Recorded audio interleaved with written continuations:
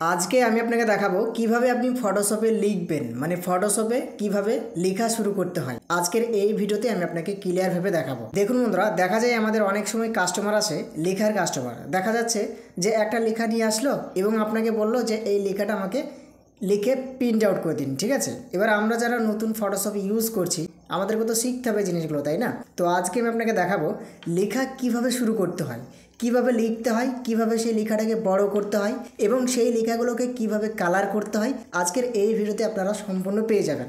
তো ভিডিওটা স্কিপ করবেন না, ভিডিওটা প্রথম থেকে দেখবেন।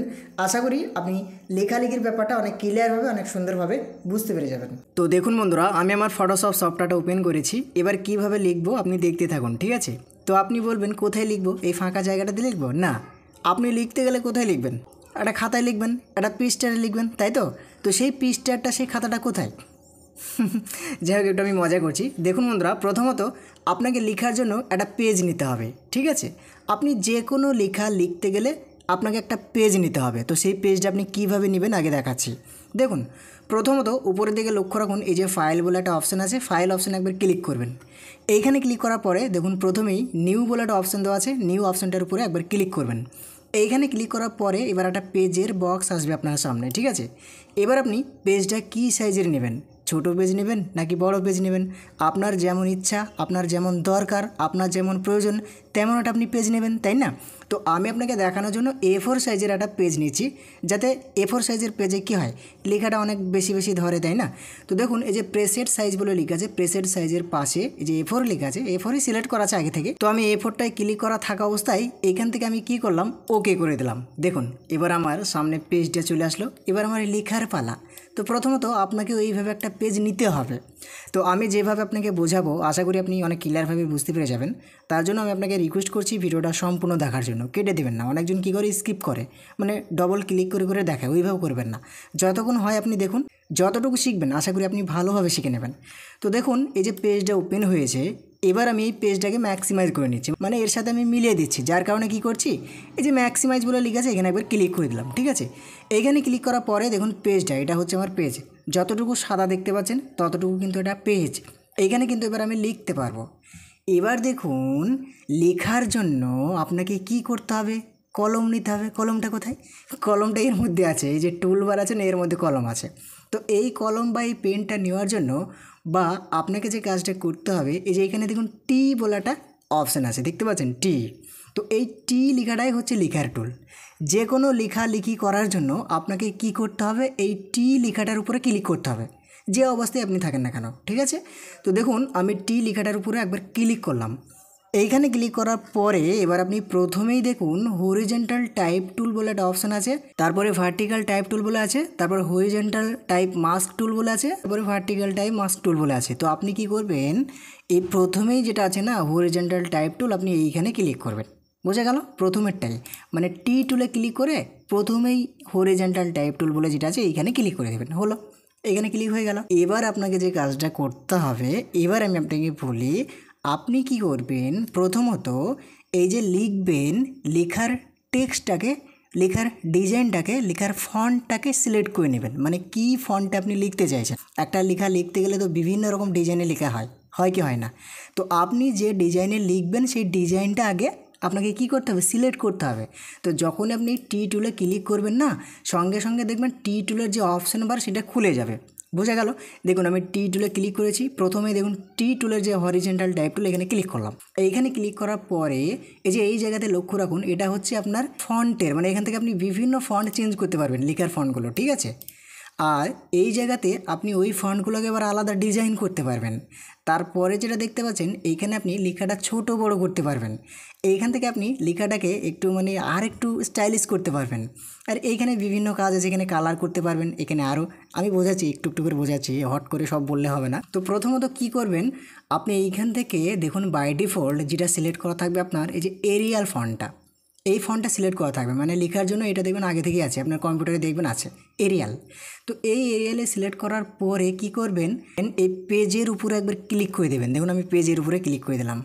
যেখানে ক্লিক করলাম না, সেখানে দেখুন একটা দাগ টিপ টিপ টিপ টিপ করছে, মানে এখান থেকে লেখা শুরু হবে।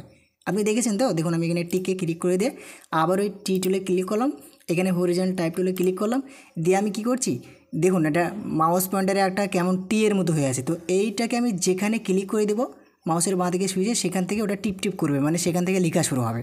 তো ধরে নিন আমি কি করছি, উপরের দিকেই করছি, উপরে ক্লিক করে দিলাম, দেখুন এইখানে শুরু হয়ে গেল, মানে এখান থেকে লেখা শুরু হবে। এবার আপনাকে যে কাজটা করতে হবে, আপনাকে লেখা শুরু করতে হবে। তো আমি কি লিখব আপনাকে দেখানোর জন্য আমি লিখছি ইংলিশে পি, দেখুন পি লিখলাম, তারপরে লিখছি এইচ ও টি ও এস এইচ ও পি। দেখুন এখানে আমি ফটোশপ লিখলাম। এবার আপনি বলবেন লিখলেন ঠিক আছে, কিন্তু লেখাগুলো এদিকে ঢুকে যাচ্ছে, কী ব্যাপার? আপনি এখান থেকে মুভ টুলে ক্লিক করে লেখার উপর ক্লিক করে যদি লেখাটা ড্র্যাগ করে এইভাবে নিয়ে আসেন, লেখাটা কিন্তু চলে আসবে যেখানে নিয়ে যেতে চান। মুভ টুলে ক্লিক করা থাকতে হবে কিন্তু। তো যদি আপনি মুভ টুলে ক্লিক করার পরে নিচের দিকে লেখাটা নিয়ে আসেন, নিচের দিকে চলে আসবে, উপরের দিকে নিয়ে যেতে গেলে উপরের দিকে থাকবে, সাইডে নিয়ে যেতে গেলে সাইডের দিকে থাকবে। আপনি যেখানে নিয়ে যাবেন বা যেখান থেকে আপনি শুরু করবেন লেখা, সেইখানে রেখে দেবেন, ঠিক আছে? তো বুঝতে পারলেন কীভাবে লিখলাম। এবার আমি আপনাকে বলি এই লেখাটাকে যদি আমি ছোট বড় করি, মানে ছোট বড় করার অনেক কিন্তু অপশান আছে অনেক রকমভাবে। তো আমি আপনাকে বেসিকভাবে যেটা বলবো সেটা হচ্ছে আবারও আমি টি টুলে ক্লিক করব, ঠিক আছে? যদি এদিক ওদিক ক্লিক করা থাকে, মুভ টুলে ক্লিক হয়ে থাকে বা ম্যাজিক টুলে ক্লিক হয়ে থাকে, মানে লেখার পর ম্যাজিক টুলে যদি ক্লিক করা থাকে লেখার পর, কিন্তু আপনি কাজ করতে পারবেন না, লেখাটাকে এদিক ওদিক নড়াতেই পারবেন না। যতক্ষণ না এই মুভ টুলে ক্লিক করবেন ততক্ষণ কিন্তু কোনো জিনিসই, ফটোই হোক আর লেখাই হোক আর যাই হোক, মুভ টুলে ক্লিক, মুভ মানে তো চলে যাওয়া, তাই না? এক জায়গা থেকে আরেক জায়গায় বলে না মুভ মুভ, এক একটা সিনেমায় বলে না যে মুভ করো, তো ওরকম অবস্থা। তো আপনি এই যে মুভ টুলে ক্লিক করে যদি লেখাটাকে নাড়ান তাহলেই নড়বে, তাছাড়া যদি এই বাকি টুলগুলোয় ক্লিক করা থাকে তাহলে লেখা নড়বে না, ঠিক আছে? তো এবার আমি আপনাকে দেখাবো এই লেখাটাকে কীভাবে ছোট আর বড় করবেন। যদি আপনি মুভ টুলে ক্লিক করে কন্ট্রোল টি প্রেস করেন তাহলে কিন্তু এরকম ধরনের একটা ছোট বড় করার অপশান পাবেন, ঠিক আছে? এইভাবে যদি আপনি শিফট প্রেস করে ধরে এরকমভাবে টানাটানি করেন এই যে পয়েন্টগুলোতে, তাহলে লেখা ছোট বড় হবে। আর যদি আপনি বলেন যে না আমি এক এক করে বাড়াবো লেখার সাইজ, তাহলে কি করবেন, আবারও এই টি টুলে ক্লিক করতে হবে একবার। টি টুলে ক্লিক করার পরে দেখুন সিলেক্ট হয়ে গেল, এই যে মাউস পয়েন্টারটা দেখুন টি এ চলে এসছে। যখনই দেখবেন টি এ চলে এসছে তখন জানবেন কাজ হবে, এবার লেখার কাজ হবে।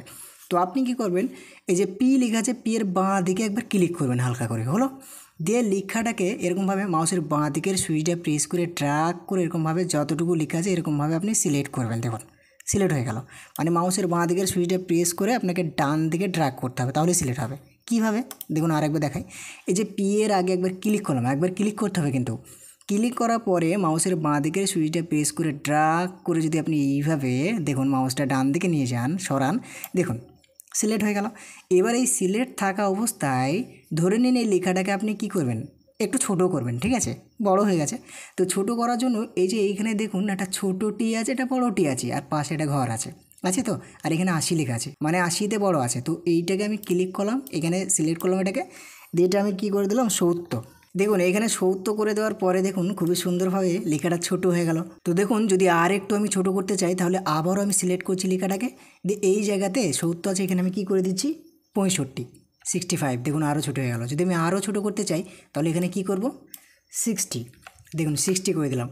এবার যত নাম্বার আপনি কমাবেন তত লেখাটার সাইজ ছোট হবে, যত নাম্বার আপনি বাড়াবেন তত আপনার লেখাটার সাইজ কী হবে, বড় হবে।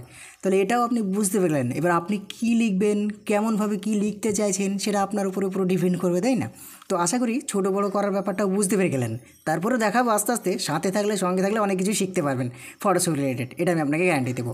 তো যাই হোক, তো দেখুন এটা 60 আছে, এটা আরেকটু বড় করে দিই যাতে ভালো লাগে লেখাটা, আপনারা যাতে দেখতে সুবিধা হয় আপনাদের, যার কারণে এটা সিলেক্ট করলাম। সিলেক্ট করার পরে এই 60 লেখা আছে, এটাকে ড্র্যাগ করে সিলেক্ট করলাম। সিলেক্ট করার পরে এখানে 70 লিখলাম, দেখুন একটু বড় হয়ে গেল, তাই না? তো এবার আপনারা বলবেন ঠিক আছে তাহলে কীভাবে লিখতে হয় বুঝতে পারলেন তো? আমি কিন্তু আমার এই চ্যানেলে যে ভিডিওগুলো আপলোড করি একবারে বিগিনার্স লেভেলেই, আমার চ্যানেলটা আপনি ভালোভাবেই জানেন যে বাংলা টিপস বিগিনার্স। অনেকেই বলবে যে এইসব জিনিসগুলো কে না জানে, আর আমি আপনাদেরকে বলি দেখুন অনেকই মানুষ আছে যারা একবারই নতুন ফটোশপ ইনস্টল করেছে, একবারই নতুন, তারা তো লেখার ব্যাপারগুলো, ফটো এডিটিংয়ের ব্যাপারগুলো একবার তো কিছু জানে না। তো তাদের জন্যই তো বেশি উপকার হবে, তাই না? তো আমি সেরকম ধরনের বোঝানোর চেষ্টা করি প্রতিটা জিনিসই বিগিনার্স লেভেলে, যাতে একবারে আস্তে আস্তে বুঝে, যেন সঠিকটা বুঝে যায়, ক্লিয়ারভাবে যেন শিখে যায়, তাকে বারবার যেন ভিডিও দেখতে না হয়, ঠিক আছে? আমি সেরকমভাবে বোঝানোর চেষ্টা করি। এখন এবার আমি আপনাকে যেটা দেখাবো সেটা হচ্ছে কালার করা। অনেক সময় দেখবেন অনেক রকম বিভিন্ন রকম কালার থাকে, 4-5টা লেখা থাকে, তার ভিতরে কিছু লেখা কালার করা থাকে। তো কালারটা কিভাবে করে বা কিভাবে করতে হয় আমি আপনাকে দেখাচ্ছি। প্রথমত আবারও কালার করার জন্য এই টি টুলেই আসতে হবে। টি টুলে আসার পরে হরিজেন্টাল টাইপ টুলে ক্লিক করে আপনাকে কি করতে হবে, প্রথমত লেখাটাকে এই লেখার বাঁ দিকে একবার ক্লিক করবেন। ক্লিক করার পরে আপনি কি করবেন, লেখাটাকে সুন্দরভাবে সিলেক্ট করবেন। তো দেখুন আমি এইভাবে লেখাটাকে ড্র্যাগ করে সিলেক্ট করলাম। সিলেক্ট করার পরে এবার এই যে একটা বক্স আছে দেখুন কালো কালারের, এটা হচ্ছে কালারের বক্স, ঠিক আছে। কালো কালার হোক বা যাই থাক, আপনি এখানে একবার ক্লিক করবেন। এইখানে ক্লিক করার পরে দেখবেন এইভাবে একটা কালারের বক্স চলে আসবে, মানে লেখা কালার করার ব্যাপারটা বলছি আমি। তো এবার আপনি এইখান থেকে যে কালারটা দেবেন, দেখুন এখানে দেখতে পাচ্ছেন কি কি কালার সব দেখা যাচ্ছে। তো ধরে নিন আমি এখান থেকে লাল কালারটা করব, মানে রেড কালার, যার কারণে রেড কালারের উপর একবার ক্লিক করলাম। এখান থেকে ক্লিক করে এটাকে পুরো গাঢ় করে দিলাম। এই পয়েন্টটায় যে পয়েন্টটা দেখছেন, এই পয়েন্টটাকে ধরে আমি একবারে উপরের দিকে নিয়ে আসলাম, মানে গাঢ় হয়ে গেল। নিচের দিকে আসলে সেটা কি হচ্ছে, লাইট হচ্ছে। তো এটাকে আমি পুরো ডিপ করে দিলাম। ডিপ করার পরে এখান থেকে ওকে করে দিলাম। ওকে করার পরে এবার যদি আমি এর মিডিলে ক্লিক করে একবার দেখুন, এটা খুবই সুন্দরভাবে কালারটা দেখাচ্ছে। তো আবার যদি মনে করেন এটা আমি এই রেড কালার বাদ দিয়ে এটাকে আমি যদি ইয়েলো কালার করি, আবারও এটাকে লেখাটাকে সিলেক্ট করতে হবে, এইভাবে সিলেক্ট করতে হবে। সিলেক্ট করার পরে এই বক্সে ক্লিক করতে হবে। এখানে ক্লিক করার পরে এই যে ইয়েলো কালার আছে, ইয়েলো কালারটার উপর একবার ক্লিক করতে হবে। তারপরে এটা আমি গাঢ় করে দিলাম, দিয়ে এখান থেকে ওকে করে দিলাম। তারপরে এই মিডিলে ক্লিক করে দিলাম, দেখুন এটা ইয়েলো কালার হয়ে গেল। তো এইভাবেই কিন্তু আপনি কালারও করতে পারবেন লেখা, ওকে। তো আমি এটা সিলেক্ট করে রেডটাই করি, রেডটা যেহেতু ফুটছে, তো এখান থেকে রেড কালারটা করে ওকে করে দিলাম, দেখুন এটা রেড কালার হয়ে গেল। তো এইভাবেই কিন্তু আপনি লেখার কালার করতে পারবেন। এবার আমি আপনাকে যেটা দেখাবো সেটা হচ্ছে এই লেখাটা অনেক সময় দেখবেন এরকমভাবে রাউন্ড হয়ে আসে, ঠিক আছে, এরকমভাবে রাউন্ডে লেখাটা আসে। তো এটা কিভাবে করা যায়, তো এটা করার জন্য এই যে এখানে দেখুন আপনি যখন টি টুলে ক্লিক করবেন না, তখন টি টুলের যে ফ্যাসিলিটি, যে অপশানগুলো আছে বা যে কাজগুলো করতে পারবেন সেটা এই সোজা দেখাবে, যা যা কাজ হবে, তাই না। তো এই টি টুলে ক্লিক করা থাকা অবস্থায় দেখবেন এই যে এইখানে একটা ছোটো থেকে অ্যারো টাইপের আছে, ঠিক আছে, এরকমভাবে রাউন্ড টাইপের আছে, এখানে একবার ক্লিক করবেন। এইখানে ক্লিক করার পরে যেখান থেকে ওকে করে দেবেন। ওকে করার পরে আপনি দেখবেন এই জায়গাতে স্টাইলে নন করা থাকবে, ননের পাশে একটা অ্যারো থাকবে, এখানে ক্লিক করবেন। এখানে ক্লিক করার পরে এবার দেখুন এখানে বিভিন্ন ডিজাইন, বিভিন্ন স্টাইল করতে পারবেন। তো আমি আপনাকে দেখানোর জন্য ধরে নিন আমি এই যে রাউন্ডের যে অ্যারোটা এখানে একবার ক্লিক করে দিলাম, ঠিক আছে, এখানে একবার ক্লিক করলাম।